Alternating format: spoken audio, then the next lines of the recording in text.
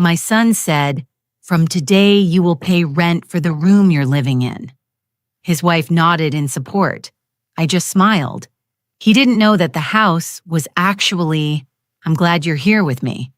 Please like this video and listen to my story till the end, and let me know which city you're listening from. That way I can see how far my story has traveled. My life had been quiet and predictable for the past 3 years. Ever since my husband Robert passed away, I lived in our family home, a modest 2-story house in suburban Ohio that we'd bought 30 years ago, when our son Michael was just 5. The mortgage had been paid off for over a decade. I spent my days tending to my garden, volunteering at the local library, and video calling with my daughter Susan, who lived in California with her own family. Michael had always been my cautious child. Where Susan was adventurous and independent, Michael needed structure approval guidance. After college, he'd married Jessica, a sharp-tongued woman with perfectly manicured nails and an MBA she mentioned in every conversation. They'd struggled financially for years, bouncing between rental apartments, and I'd helped them more times than I could count. Last year, when they lost their lease, I'd offered them my spare bedroom. "Just until you get back on your feet," I'd said. That was 14 months ago. At first, everything seemed fine. Jessica cooked elaborate dinners. Michael mowed the lawn without being asked, and we'd watch old movies together on Friday nights. But gradually, things shifted. Jessica started rearranging my kitchen cabinets without asking.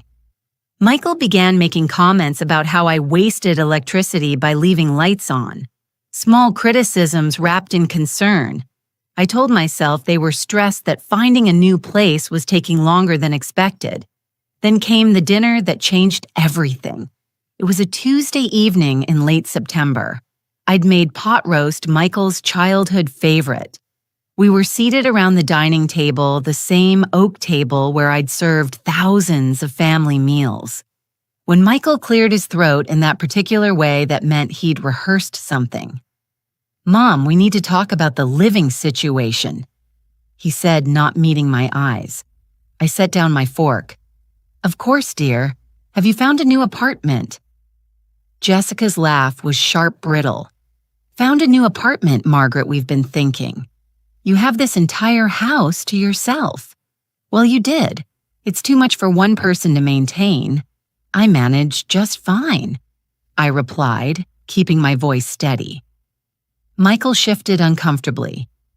"The thing is, Mom, with today's real estate market, it doesn't make financial sense for us to rent elsewhere when you have all this space. We've been contributing to groceries and utilities, but we think it's time to formalize the arrangement." I felt something cold settle in my stomach. Formalize. "Starting next month," Jessica said, leaning forward with a smile that didn't reach her eyes. "You'll need to pay rent for your bedroom. We've calculated fair market value for a single room in this area. $800 per month should be reasonable." The words hit me like ice water. Pay rent in my own home. "Jessica, I don't understand. This is my house." "Robert and I actually," Jessica interrupted, pulling out her phone. "We've been doing research. In most states, when adult children provide care and housing management for elderly parents, certain legal considerations come into play. We're not asking for much, Margaret, just your fair share." Michael finally looked at me, and what I saw in his eyes made my heart sink. Not cruelty, but weakness. He was letting this happen. My son, whom I'd raised, sacrificed for, loved unconditionally, was nodding along with his wife's absurd demands. "This is ridiculous," I said quietly. "I own this house. My name is on the deed." "For now," Jessica replied, her voice honey, sweet, and venomous. "But you're getting older, Margaret. You forget things. Last week you left the stove on. What if something happened to you? Michael is your only son in the state. It would be so much simpler if we made this official.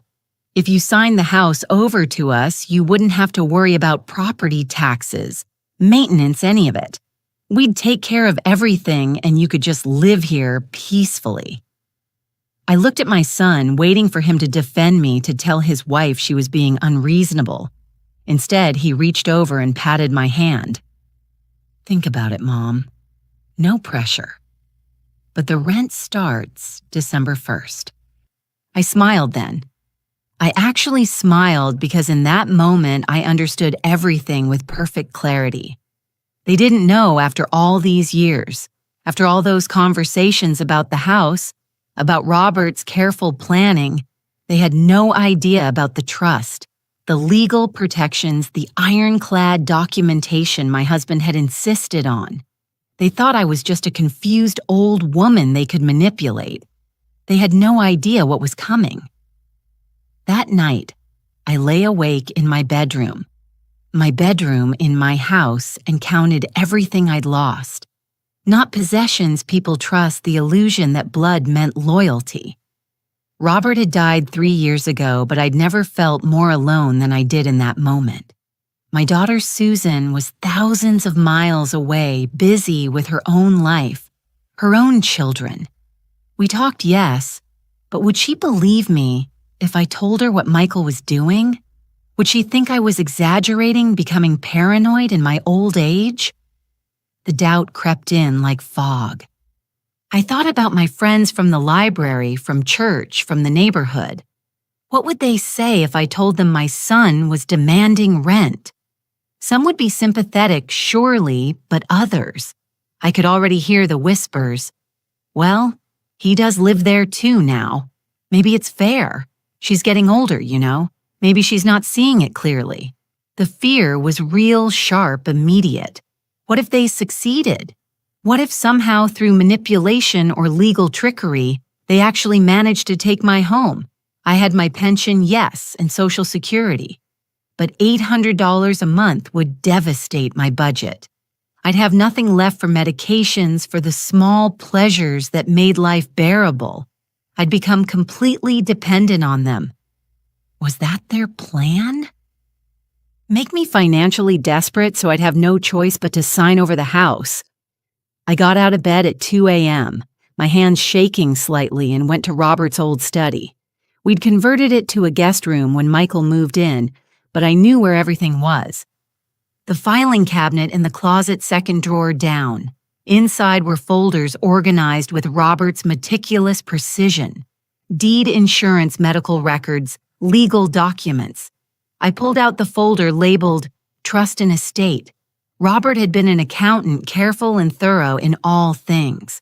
When we paid off the mortgage, he'd insisted we set up a revocable living trust. If something happens to me, he'd said, I don't want you dealing with probate with complications. Everything will be protected. I spread the documents across the small desk, turning on the reading lamp. My eyes scanned the familiar pages, and with each paragraph, something hard and cold formed in my chest. Not anger, not yet. Something sharper, clarity. The house wasn't just in my name. It was held in the Robert and Margaret Chen family trust with me as the sole trustee after Robert's death. Michael and Susan were listed as beneficiaries, yes, but only after my death. During my lifetime, I had complete control. The trust explicitly stated that no beneficiary had any claim or interest in the property until distribution occurred. I couldn't help but wonder, had Michael seen these documents? Had Jessica? When we'd talked about inheritance over the years, had they simply assumed the house would pass through a simple will, something they could contest or manipulate? There was more. A letter from our estate attorney dated just 6 months before Robert's death, confirming the trust structure and noting that we'd added a provision. Any attempt by a beneficiary to unduly influence the trustee or challenge the trust during the trustee's lifetime would result in automatic disinheritance. Robert had known somehow my careful husband had anticipated exactly this kind of situation. I sat back in the chair, my heart racing. I wasn't helpless. I wasn't some confused old woman who could be bullied out of her own home. I had legal protection, ironclad documentation, and the truth on my side. But that wasn't enough. If I simply confronted them with the documents, they might back off temporarily, but the resentment would fester. Jessica would find another way to push me out. Michael would be caught between us, and I'd lose my son completely. No, I needed something more strategic. I needed to let them reveal themselves, completely expose their true intentions, and then when they were fully committed to their scheme, when they thought they'd won, that's when I would act. I needed evidence, documentation, witnesses. I needed to protect myself not just legally, but socially, emotionally, practically. The plan began forming in my mind piece by piece. First, I would document everything, every conversation, every demand, every manipulation. Second, I would quietly consult with the estate attorney, make sure all documents were updated and airtight. Third, I would reach out carefully, selectively to people I could trust, build a support network they didn't know about, and I would let them think they were winning. Let them get comfortable, confident, careless. As dawn broke through the study window, I carefully returned the documents to their folder. My hands were no longer shaking. The fear was still there, yes, but it was fuel now. Motivation. Michael wanted to play games with his elderly mother. Jessica wanted to scheme and manipulate. They were about to learn that age hadn't made me weak. It had made me patient, wise, and absolutely unwilling to surrender what Robert and I had built together. The war hadn't started with that dinner. But that's when I decided to fight. On Thursday morning, I called Lawrence and Associates, the law firm Robert had worked with for our estate planning. I kept my voice steady when the receptionist answered, professional and calm, as if I were simply checking on routine paperwork. "This is Margaret Chen. I need to schedule a consultation with Mr. Lawrence regarding my family trust. Of course, Mrs. Chen, is this concerning updates to the trust documents?" I glanced toward the closed door of my bedroom. I could hear Jessica's voice downstairs talking on her phone. "Yes, and I need to discuss protections against potential undue influence. It's somewhat urgent." There was a pause. "I see Mr. Lawrence has an opening tomorrow at 10 a.m. Would that work perfect? And please note I'll need documentation of this appointment, copies of all related correspondence for my personal records." After I hung up, I opened a new notebook I'd purchased the day before. At the top of the first page, I wrote September 28, 2024. First documentation. Then I began recording everything. The dinner conversation, Michael's exact words, Jessica's thinly veiled threats, the date the rent was supposed to begin, every detail I could remember. I just finished writing when I heard footsteps on the stairs. My bedroom door was ajar, and through the gap I saw Jessica pause on the landing, her eyes narrowing as she looked at my closed door. Had she heard me on the phone, I kept my expression neutral, my breathing steady. Downstairs, I found Michael making coffee. He looked tired, uncomfortable. Good. Maybe there was still some conscience left in him. "Morning, Mom," he said, not quite meeting my eyes. "Good morning, dear." I poured myself orange juice, keeping my movements unhurried. "I have some errands in town today. I'll be out most of the morning." Errands.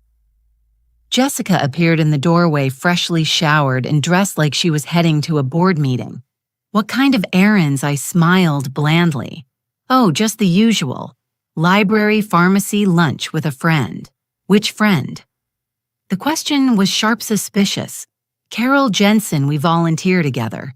It was true. Carol and I did volunteer together. I simply didn't mention that we hadn't scheduled lunch. The lie came easily, smoothly. I was learning. Jessica exchanged a glance with Michael. You've been going out a lot lately. I enjoy staying active, I replied. Isn't that what you're always saying I should do? Not stay cooped up in the house. I could see the frustration in Jessica's expression. She wanted to object but couldn't without revealing her desire to monitor my movements. The appointment with Mr. Lawrence went exactly as I'd hoped. He was a man in his early 60s with silver hair and sharp eyes that missed nothing. When I explained the situation carefully, factually, without emotional embellishment, his expression darkened. Mrs. Chen, what you're describing is potential elder financial abuse. The demand for rent from your own home, the suggestion that you sign over the deed. These are classic manipulation tactics. I suspected as much, but I have the trust documents. I'm protected, aren't I, legally? Yes. The trust is solid. Your son and daughter-in-law have no legal claim to the property during your lifetime. However, he leaned forward. Protection on paper only works if it's enforced. If you were to be intimidated into signing a quit-claim deed, or if they managed to have you declared incompetent. My blood ran cold. Could they do that? They could try. You mentioned Jessica said you left the stove on. If they build a case that you're no longer capable of managing your affairs, they could petition for guardianship. It's not easy, but it's possible. What do I need to do? Mr. Lawrence pulled out a legal pad. First, we document everything, every conversation, every demand, every threat, no matter how subtle. Second, I'm going to draft a letter to your son and daughter-in-law, reminding them of the trust structure and their lack of legal claim to the property. It will be professional, but firm. Third, we're going to have you evaluated by a physician. Cognitive function, mental competency. Get it documented that you're of sound mind. Won't that antagonize them? Possibly, but right now they think you're vulnerable. We need to demonstrate strength, establish boundaries, and Mrs. Chen. He looked at me seriously. If they escalate, if there's any hint of physical intimidation threats or theft, you call me immediately, and you call the police. I left his office with a folder full of documents and a copy of the letter he would be sending to Michael's attention. My hands were steady now. This was real. This was happening. But when I got home, I knew immediately that something had changed. The house was too quiet. Jessica's car was in the driveway, but there was no sound of television, no voices. I found them in the dining room, sitting at the table with papers spread out in front of them. They looked up when I entered, and Jessica's smile was triumphant. "Margaret, we need to talk about your finances." My stomach clenched. "Excuse me." Michael looked miserable. "Mom, we found your bank statements in the recycling bin. We were just trying to help organize the house, and you went through my recycling." "That's not the point," Jessica interrupted. "The point is, we can see exactly how much you're spending. Your pension and Social Security combined give you almost $3,200 per month. You can easily afford $800 in rent. In fact, you've been quite wasteful with your money." I stared at her, understanding dawning. They'd been planning this, gathering information, building their case. "You had no right to look at my financial documents. We have every right," Jessica snapped. "We live here. We support you. Michael is your son. He has a responsibility to make sure you're managing your money properly, and frankly, Margaret, you're not. Look at this." She held up a statement. "You donated $200 to the library last month, $150 to some charity. That's our money you're giving away. It's my money and you don't support me. I support you. This is my house for now." Or, Jessica's voice was ice. "But we've been talking to people, Margaret lawyers, financial advisors, and they all agree. At your age, with your circumstances, it makes sense to transfer assets to family members' estate planning, avoiding taxes. It's just smart. I looked at Michael silently, begging him to intervene. He opened his mouth, then closed it, said nothing. That's when I knew this wasn't Michael being weak. This was Michael being complicit. He'd made his choice. I see, I said quietly. Well, you'll be receiving a letter from my attorney shortly. I suggest you read it carefully. The look on Jessica's face was priceless. Pure shock followed quickly by rage. Your attorney. I smiled the same smile I'd given them at that first dinner. Did you really think I wouldn't protect myself? Did you honestly believe I was that foolish? I walked to my room and closed the door, my heart pounding. Behind me, I heard Jessica's voice, sharp and angry. She's bluffing. She has to be. But I wasn't bluffing, and now they knew it. The war had truly begun. The letter from Mr. Lawrence arrived by certified mail on Monday morning. I watched from my bedroom window as Michael signed for it, his hand shaking slightly. Jessica appeared at his shoulder, immediately snatching the envelope from his hands. I didn't go downstairs. I waited. The explosion came within minutes. Jessica's voice carried through the entire house, shrill and furious. This is insane. She can't do this. Michael, your mother is trying to cut you out of your inheritance. I couldn't hear Michael's response, but Jessica's reply was crystal clear. I don't care what the lawyer says. This is elder abuse. She's being manipulated by that attorney. We need to act fast. I documented everything in my notebook, the date, the time, their reactions.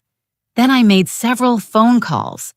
First to my daughter, Susan, in California. Honey, I need you to know something. I love you and I love your brother.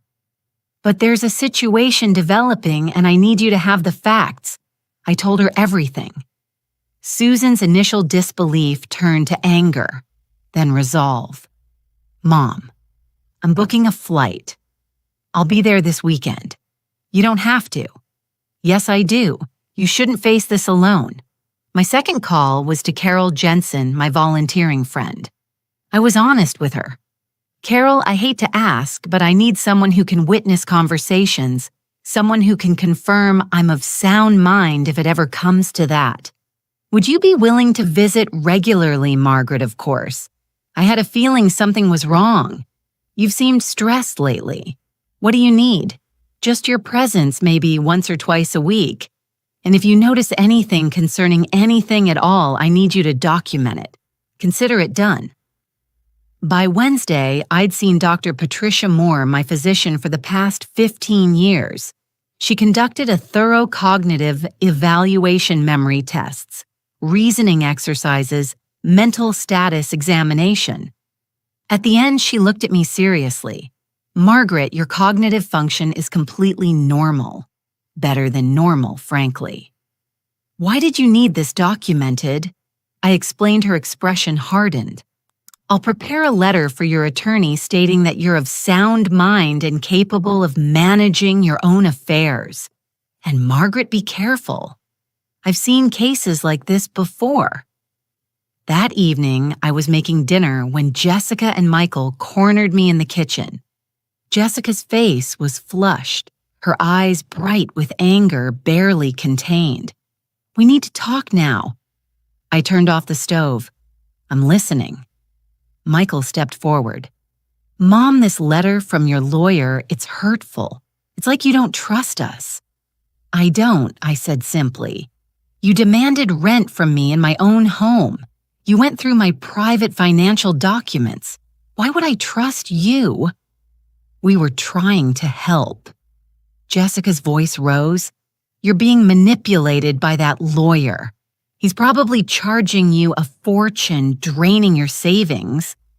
My financial situation is none of your concern. It is when you're throwing away our inheritance. Jessica slammed her hand on the counter. That house is worth at least $400,000 more in this market, and you're giving it all away to attorneys and charities while we're living in a single bedroom struggling. You're not entitled to my assets while I'm alive, I said quietly. The trust is clear.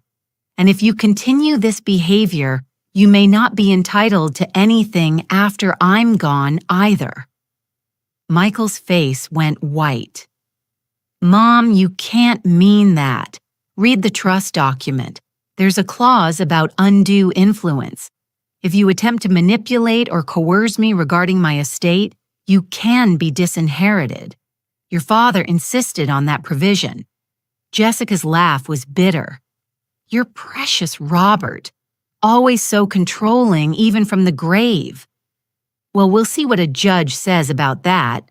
Michael, your mother is clearly not competent to manage her affairs. Look at her making wild accusations threatening her own son. We need to petition for guardianship. The threat hung in the air like poison. I felt ice in my veins. If you attempt that, I said, my voice steady despite my racing heart, I will fight you with every resource I have. I have documentation from my physician. I have witnesses to your behavior. I have financial records showing my competent management of my affairs. And I have an attorney who specializes in elder law. You will lose. We'll see about that. Jessica grabbed Michael's arm. Come on. We're going out. When we get back, I expect you to have reconsidered this ridiculous position. They left the door slamming behind them. I stood in the kitchen, my hands gripping the counter, my whole body shaking, not from fear this time, from rage, from the adrenaline of confrontation. They'd threatened guardianship. They'd shown their true intentions completely. This wasn't about fair rent or reasonable expectations. This was about control, about taking everything I had. But I'd stood my ground. I hadn't crumbled. I hadn't given in. The next 3 days, I barely saw them. They came and went at odd hours, avoiding me. I used the time to rest to recover from the emotional toll of the confrontation. Susan called daily. Carol visited twice, bringing groceries and companionship. Dr. Moore's letter arrived, a professional statement of my complete mental competency. I was building my fortress layer by layer, document by document, witness by witness, and I was preparing for whatever came next. The shift happened on Saturday morning. I woke to the smell of bacon and coffee. Real coffee, not instant.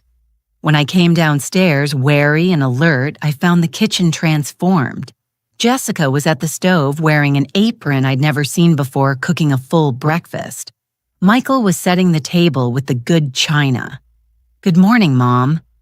Michael's smile was bright nervous. We wanted to make you breakfast. As an apology, I stood in the doorway evaluating. An apology, Jessica turned her expression carefully arranged into something resembling warmth. Margaret. We've been awful, really, truly awful. Michael and I talked all night and we realized we've been putting our stress and financial problems on you. It wasn't fair. She brought a plate to the table. Bacon, eggs, toast, fresh fruit arranged beautifully. Please sit. Let's start over. I sat, but I didn't touch the food. Not yet. What changed? Michael shifted uncomfortably. We talked to Jessica's parents. They pointed out that we were being ungrateful.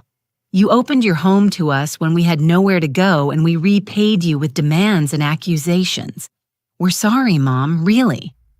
We want to make it right, Jessica added, sitting across from me. Her smile was perfect practiced. The rent, forget it. Ridiculous idea. This is your house.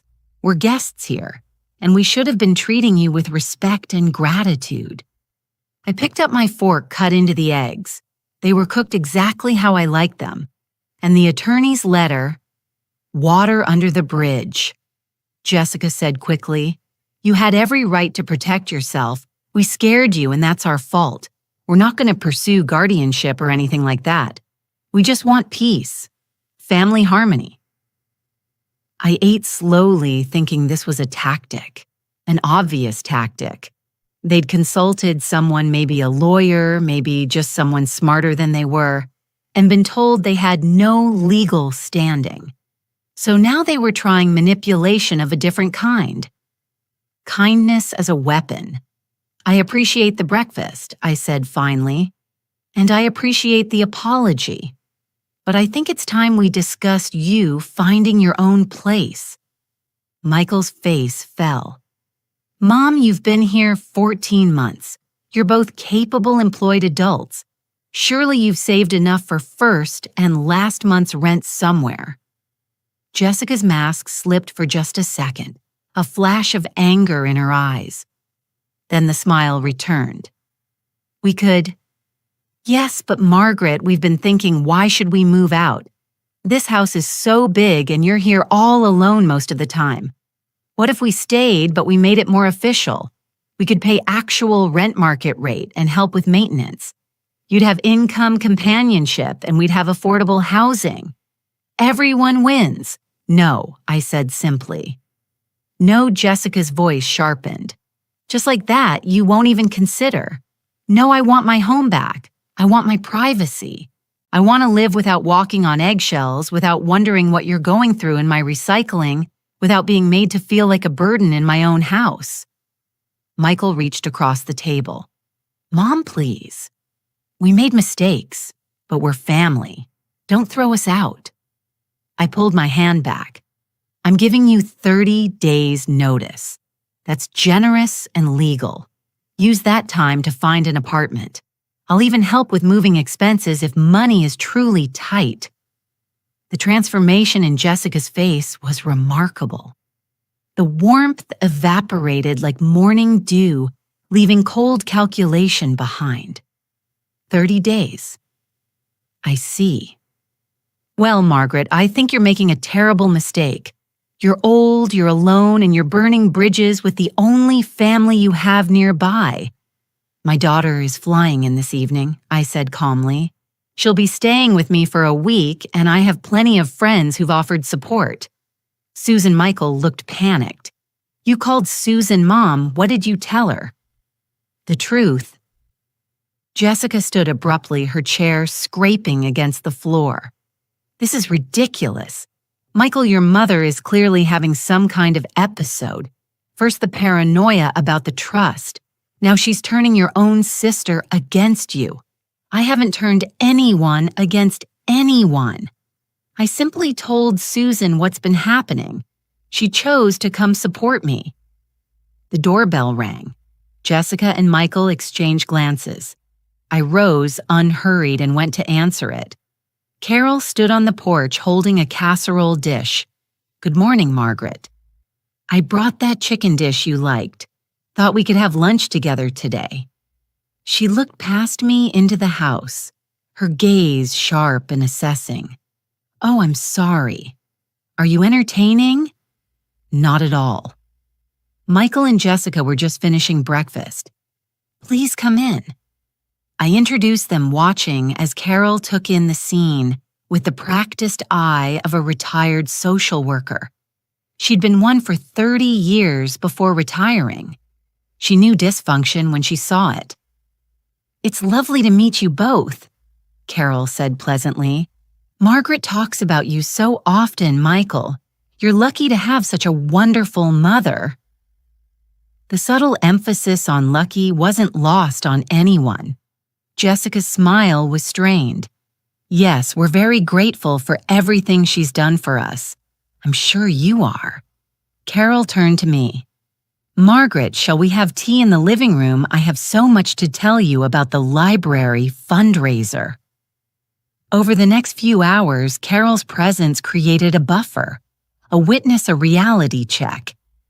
When Susan arrived that evening, efficient, successful Susan, with her lawyer husband and her no-nonsense attitude, the power dynamic shifted completely. Susan pulled Michael aside. I heard her voice sharp and disappointed. "What were you thinking?" Demanding rent from Mom. Have you lost your mind? That night, the five of us sat in the living room. Susan laid everything out with legal precision. The trust structure, my rights, their complete lack of claim to the property. Jessica tried to argue, to spin, to justify. Susan shut her down every time.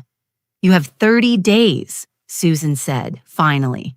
If you're not out by then, Mom will pursue formal eviction. And trust me, that will be on your record. You won't be able to rent anywhere decent. Michael looked at me, his eyes pleading. Mom, I'm sorry. I'm so sorry.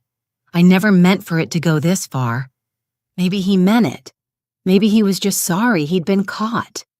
I didn't know anymore. And the sad truth was I didn't have the energy to figure it out. 30 days, I repeated. Use them wisely.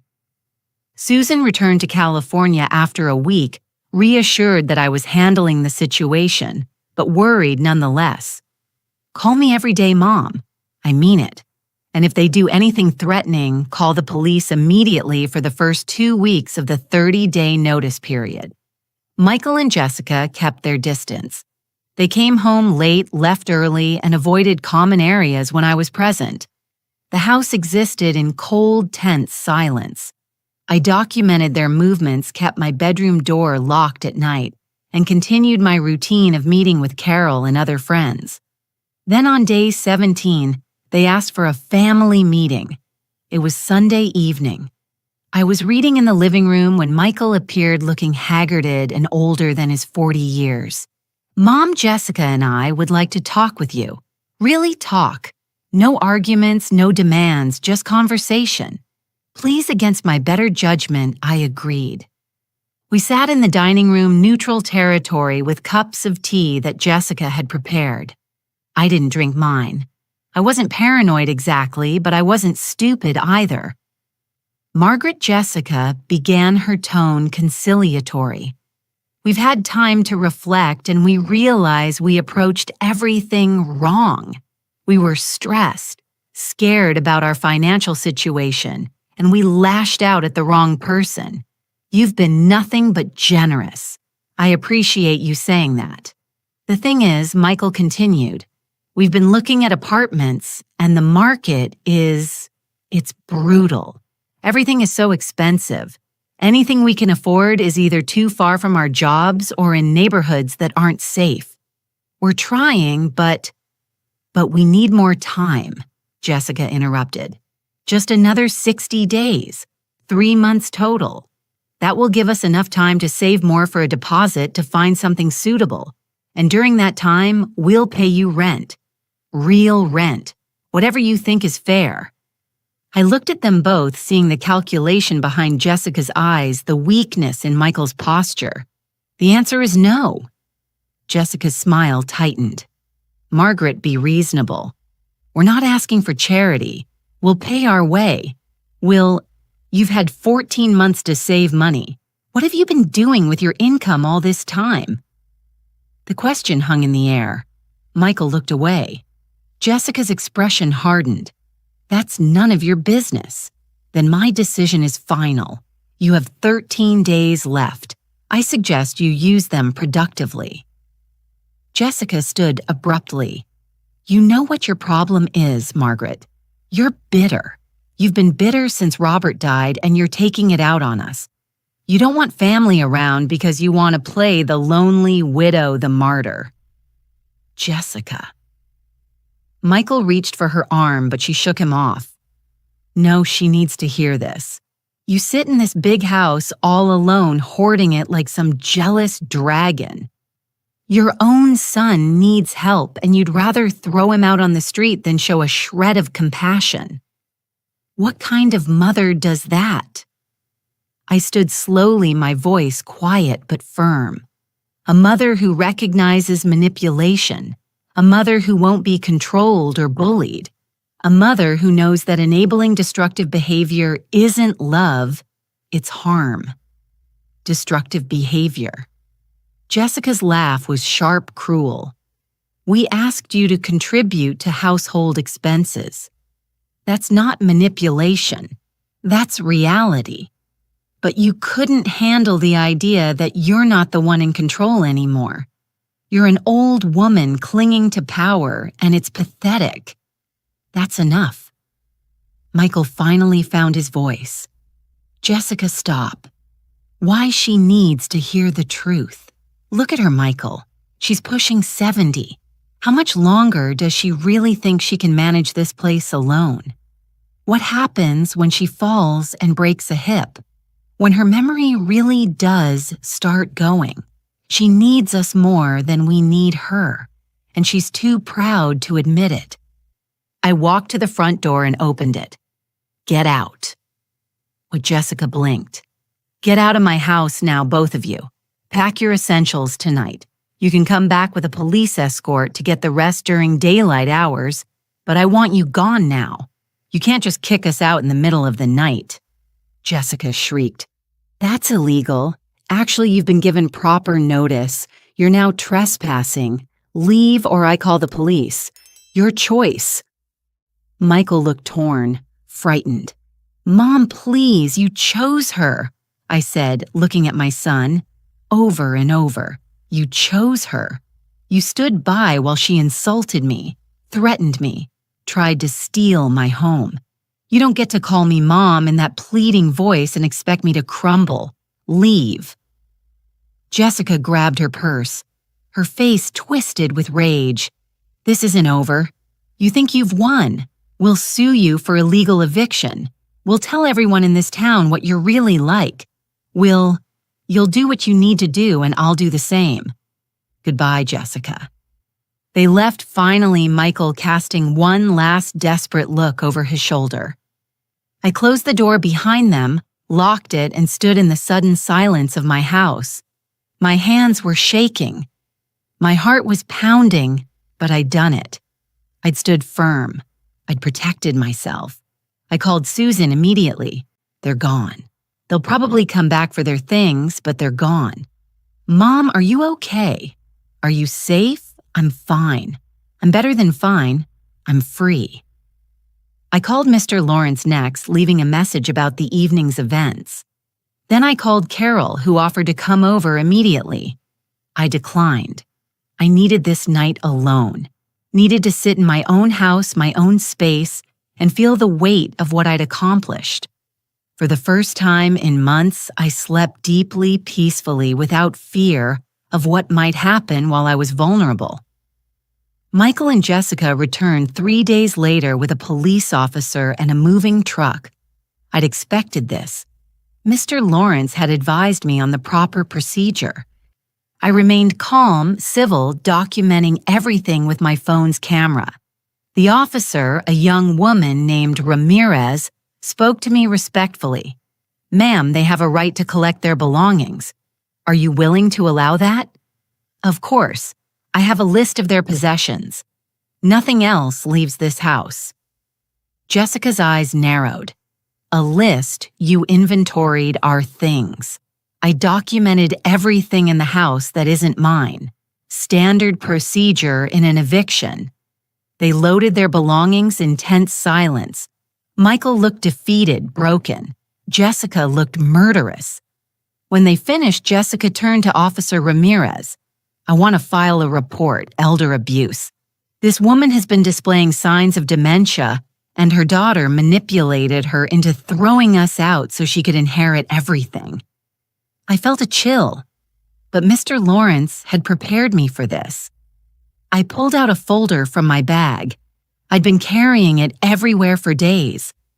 Officer, I have documentation here from my physician confirming my mental competency, evaluated just 3 weeks ago. I also have documentation of the demands made by my son and daughter-in-law, including their requirement that I pay rent in my own home, their attempts to access my financial information without permission, and their threats to pursue guardianship. Officer Ramirez looked through the papers. Ma'am, this looks pretty comprehensive. Do you feel you're in danger? Not physically, but financially and emotionally, yes. They've attempted to manipulate me into signing over my property. Jessica's face flushed. That's a lie. Michael is her son. He has every right to be concerned about her welfare. This house is falling apart. She can't maintain it alone. We were trying to help, and she twisted everything. Officer, I interrupted quietly. Would you like to see the certified letter my attorney sent them, outlining the structure of my family trust and their complete lack of legal claim to this property? Or the messages Jessica sent to my daughter, threatening to make sure that regrets this, Jessica went white. You have my messages. Susan forwarded them to me. All of them, including the ones where you discussed hiring a lawyer to have me declared incompetent.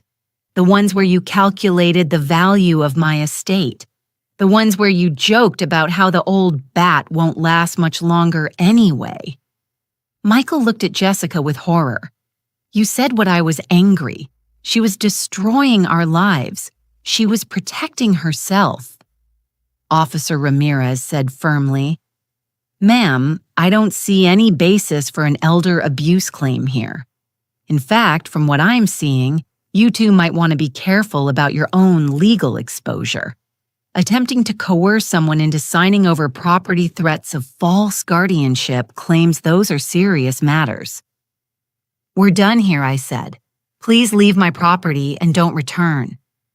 But the real confrontation came 2 weeks later when I received a letter from an attorney representing Michael and Jessica.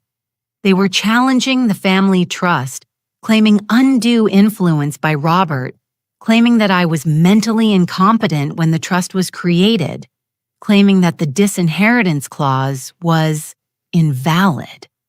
Mr. Lawrence's response was swift and devastating. We filed a motion for summary judgment attaching every piece of evidence I'd collected, the recordings of conversations legal in our one-party consent state, the messages, the physician evaluations, the witnesses' statements, the timeline of events. The hearing was held on a gray December morning. I sat in the courtroom with Susan on one side and Mr. Lawrence on the other. Michael and Jessica sat across the aisle with their attorney, a harried-looking man who clearly hadn't expected such thorough documentation. The judge, a woman in her 50s with steel gray hair and sharp eyes, reviewed the evidence. She asked Michael and Jessica's attorney several pointed questions, which he struggled to answer. Then she turned to me. Mrs. Chen, you created this trust with your late husband in 2012. Correct, yes, Your Honor. At that time, were you coerced in any way? No, Your Honor. My husband and I made the decision together with legal counsel to protect our assets for our future and our children's inheritance. And the clause regarding undue influence. Whose idea was that my husband's? He worked in accounting and had seen cases where family members pressured elderly relatives. He wanted to ensure I would be protected if anything happened to him. The judge looked at Michael. Mr. Chen, do you have any evidence, any actual evidence that your mother lacks mental capacity? Michael's attorney started to speak, but the judge held up her hand. I'm asking your client, counselor. Michael looked at me, then away. No, Your Honor. My wife and I, we made mistakes. We were stressed about money and we pushed too hard. But my mother is... She's competent sharp, actually. Always has been. Jessica hissed something, but Michael ignored her. The judge's expression softened slightly. Mr. Chen, I appreciate your honesty. However, the evidence presented shows a pattern of financial manipulation threats and attempts to coerce your mother into surrendering her property. The trust is valid. The disinheritance clause is valid. And frankly, based on what I've seen, you're fortunate your mother isn't pursuing criminal charges for elder abuse. She brought her gavel down. Motion granted. The trust remains intact. Case dismissed. In the hallway afterward, Jessica turned on Michael. You weak, pathetic. You just gave up. You let her win. She already won, Michael said quietly. She won because she was right and we were wrong. I'm done, Jessica. I'm done with schemes and shortcuts and trying to take what isn't ours. He walked away from her toward me. I stood very still, waiting. Mom, he said, his voice breaking, I don't expect forgiveness. I don't deserve it. But I want you to know. I see now what I did, what we did, and I'm sorry. I'm so sorry. I looked at my son, my boy who'd once brought me dandelions, who'd cried in my arms after his first heartbreak, who'd somehow lost his way. I know you are, I said, but sorry doesn't undo the damage. Maybe someday, Michael. Maybe someday we can rebuild, but not today. I walked past him out into the winter sunlight with Susan's hand in mine. I'd won. The divorce papers arrived at my house 6 weeks later. Michael was listed as the recipient, but they'd been forwarded from his last known address, which turned out to be his car. He'd been living in his vehicle for 2 weeks after Jessica threw him out of the cheap motel they'd been staying in when their money ran out. Susan opened the envelope by accident, thinking it was for me. She called immediately. Mom, Michael, and Jessica are getting divorced. Did you know? No, but I'm not surprised. Their relationship was built on greed, not love. Take away the money motivation and there was nothing left. There's more. Jessica has apparently left the state. And Michael Susan paused. He's asking if he can call you just to talk. He's not asking for money or anything else, just to talk. I sat with that for a long moment. Not yet. Maybe someday, but not yet. The wound is too fresh. But the universe wasn't done with Michael and Jessica. Carol, who had a talent for hearing local gossip, filled me in over coffee one morning. Jessica was fired from her job, Carol said. Apparently, her boss found out about the court case. Someone sent him copies of the filing's embezzlement concerns. They did an audit and found discrepancies in her expense reports. Nothing huge, but consistent. She was padding her expenses, claiming personal purchases as business costs. They fired her over that. Fired her, and they're pursuing legal action. She can't get another job in her field. Word travels fast in corporate accounting circles. Last I heard, she moved back to her parents' place in Idaho. They're not happy. They knew about what she tried to do to you, and they're ashamed. I felt no satisfaction in Jessica's downfall, but I felt no sympathy either. She'd made her choices. Michael's situation was more complex. After the divorce was finalized, he lost his own job, not for misconduct, but for performance issues. The stress of everything had destroyed his focus. He'd spent weeks living out of his car, too proud to ask for help, too ashamed to face anyone who knew what he'd done. Finally, he'd swallowed his pride and called Susan. She'd helped him find a tiny studio apartment and a job in warehouse logistics. Nothing glamorous, but honest work. She'd done it without telling me, respecting my need for space and time. Meanwhile, my life transformed in ways I hadn't expected. The house felt like mine again. I cleaned every room, removing traces of Michael and Jessica's presence. I repainted the guest bedroom bright yellow, cheerful and warm. I replaced the curtains they'd stained, fixed the closet door they'd broken, restored every space to the way Robert and I had kept it. Carol introduced me to a widow support group that met weekly at the community center. I'd resisted at first, thinking I didn't need it. But the women there understood loss, understood family betrayal. Several had their own difficult children, understood the strength required to stand alone. One woman, Patricia, had survived 3 years of her son stealing from her before she pressed charges. Hardest thing I ever did, she told me. But it saved both our lives. Sometimes love means saying no, means protecting yourself first. I volunteered more at the library. I joined a book club. I took a watercolor painting class at the senior center. something I'd always wanted to try but never had time for when Robert was alive. When I was busy being a wife, a mother, the support system for everyone else, Susan visited more frequently, bringing her children. My grandchildren filled the house with noise and laughter. We made cookies in the kitchen. We played board games in the living room. They knew vaguely that Uncle Mike had made some mistakes, but I didn't burden them with details. That was between the adults. Mr. Lawrence helped me update my trust documents, making everything airtight. Susan was now the primary beneficiary. Michael remained in the trust, but with strict conditions. He would receive his portion only after demonstrating 5 years of financial responsibility, no contact with Jessica, and completion of family therapy. "You're giving him a path back," Mr. Lawrence observed.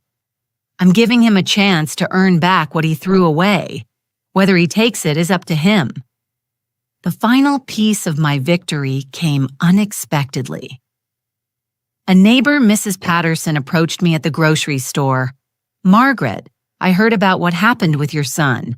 I want you to know I think you're incredibly brave. My sister went through something similar and she didn't have the strength to fight back. She lost everything. You didn't, and I admire that." Others echoed the sentiment.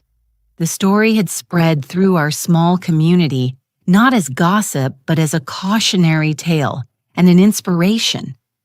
Other elderly homeowners consulted with their own attorneys, updated their estate documents, protected themselves. I'd become inadvertently an advocate, a voice for those who couldn't speak up, who were being manipulated and controlled by family members they trusted. 6 months after the court hearing, I hosted Thanksgiving dinner. Susan and her family came. Carol joined us along with Patricia from the support group and 2 other women I'd befriended. We filled my dining room, my table with food and laughter and genuine warmth. Michael wasn't there, but the door wasn't locked forever. Just for now, I'd won more than a legal battle. I'd won back my dignity, my independence, my sense of self. I'd proven that age didn't mean weakness, that being kind didn't mean being a victim. I'd won my life back. A year passed, and my life transformed completely. I turned 70 with 50 friends celebrating in my blooming garden. I spoke monthly at the senior center about elder financial protection. My watercolor paintings sold at fundraisers. I traveled to Maine with Susan. My house became a gathering place filled with genuine laughter. Michael was slowly rebuilding, working, steadily attending therapy. He sent cards. "I'm sorry, I love you." I kept them in a drawer, not forgotten. Not forgiven yet, but not closed off. Jessica's life collapsed. She moved back to Idaho where her disappointed parents barely tolerated her. Her embezzlement case destroyed her savings, fired and blacklisted. She worked as a cashier, a humiliating fall. The divorce favored Michael. She paid him spousal support. Her social media victim posts backfired spectacularly when people shared the truth. Meanwhile, I sat in my garden painting roses, surrounded by sunshine and bird song. I was free. I was safe. I'd won my life back. They say blood is thicker than water, but I learned. The full saying is the blood of the covenant is thicker than the water of the womb. The family you choose can be stronger than the family you're born into. I'm sharing this story because someone needs to hear it. Maybe you're facing something similar. Maybe someone you love is being manipulated. Maybe you're afraid to stand up for yourself because they're family, and family is supposed to be sacred. But here's what I learned. Real love doesn't demand your dignity as payment. Real family doesn't threaten or manipulate. Protecting yourself isn't betrayal, it's survival. Document everything. Know your legal rights. Build a support system outside of family. Consult professionals. Don't be ashamed to seek help. And most importantly, understand that saying no to abuse isn't cruel, it's necessary. What would you do in my situation? Would you have fought, or would you have given in to keep the peace? I'd love to hear your thoughts, your stories, your advice for others facing similar situations. Leave a comment below. Subscribe if this story resonated with you. Share it with someone who might need to hear it. Thank you for listening to my story. Remember, you are never too old to stand up for yourself. You are never too old to reclaim your life. Your strength is greater than you know.